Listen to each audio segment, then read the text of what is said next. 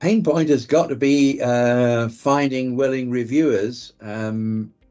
Everybody is busy, and the number of publications continues to increase. And we are considering implementing some financial incentives for certain types of reviewers, but we've not made any final decisions on that.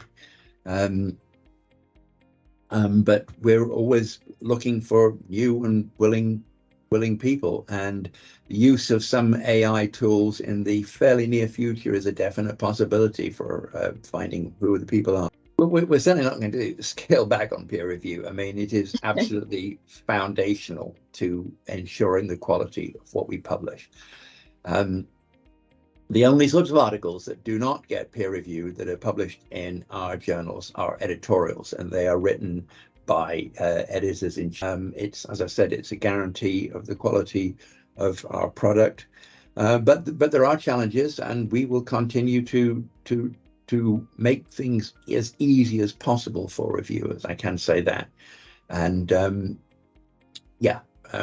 use of some AI tools to find the best people is definitely on the cards for the future.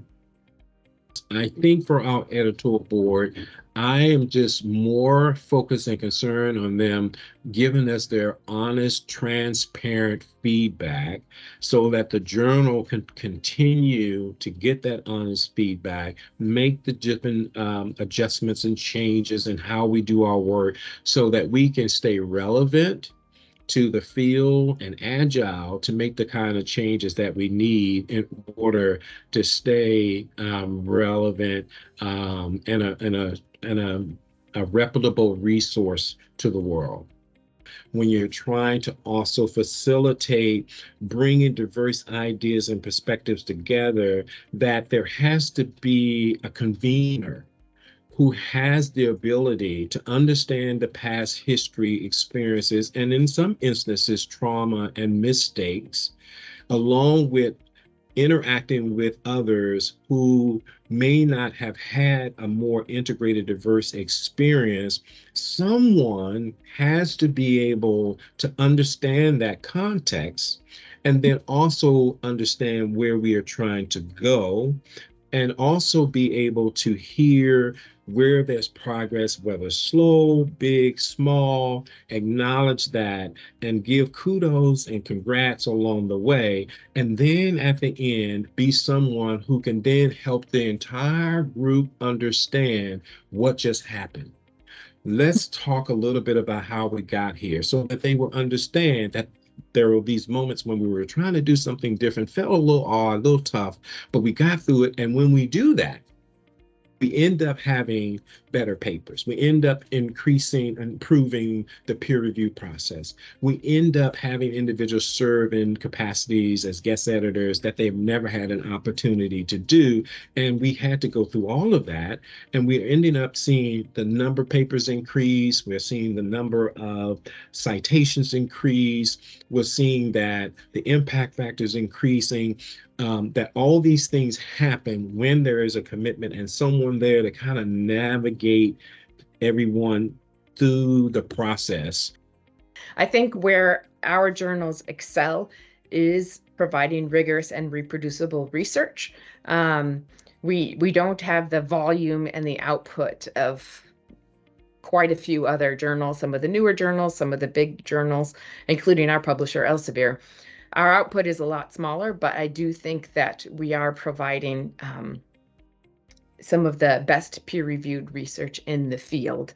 And so I think that's where our future is. It does seem like there are a few different publishing scenarios out there, and different people going in different directions. You know, so I've thought about a world with no peer review, and I've decided, what would it be like if we simply published everything that was submitted to us? Firstly, plagiarism is real. Fraud is real. You have to be very sensitive and methodical to pick it up.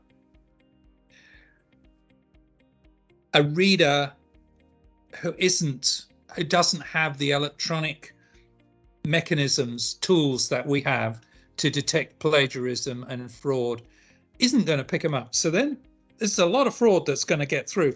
And once some fraud gets through, lots will get through. So Right. that's the first problem with no peer review. The second problem is papers, and I've just seen one. A paper comes because the author's got a particular perspective that they're writing the paper from, but the reader is coming from a different perspective. And so unless somebody puts that to the author, they don't go, oh, yeah, I guess that's right. And so you modify the paper through peer review to make it better for the reader and more comprehensive for the reader. That's the second thing. And the third thing, I think, is because you put the overlay of method into the process of writing and publishing a paper. And by putting that method in, people get used to the extracting information from papers in a way that's useful to them. But I think we need to be better in the publishing field to ensure that we've got a speed of turnaround. You know, somebody came to me and said, I've had this paper with a journal for a year without a decision. Is that fair? And I went, you serious? A year? How could you sit on a paper for a year? Right. We have a system where if a paper's been with us for 6 weeks, it comes to me. I get to evaluate where we're going, what we're going to do with it, how we're going to get that out the door. I don't want a decision waiting longer than 6 weeks. That's our absolute maximum.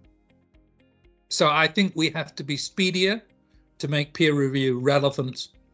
But there are core issues in peer review which scientific publishing